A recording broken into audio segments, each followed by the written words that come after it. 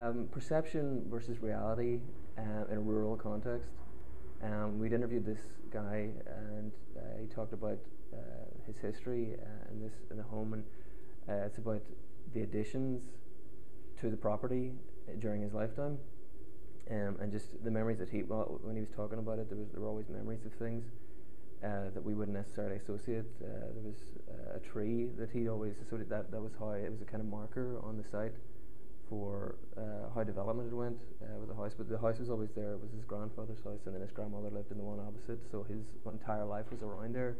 He said the family was 3 to 4 miles. The project is split up into 2 groups, one called Narrative and one called Control, and we were supposed to interview the guy was a narrative of his life, and then one group establishes that. So his house would be the largest thing on set, and as it draws away, he would mention like a lock over at this side, and then a schoolhouse over at this side, and as that kind of draws away, then that's his memory kind of receding. Whereas the other group, the control group, would build an as existing model, quite accurate, and they're looking at the historical maps and how it actually changed, and this guy's telling us how it. So there's 2 models. So it's presenting.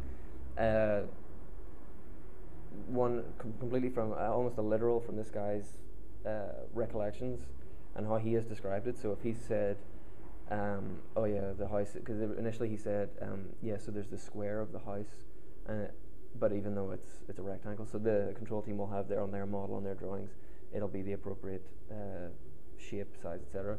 Whereas our one might be, because he said square, it might actually be like this, and those kind of, just basically making a model, and probably drawings, to show difference of, again, perception versus reality. Memory is such an intrinsically human thing that it doesn't really matter where it happens.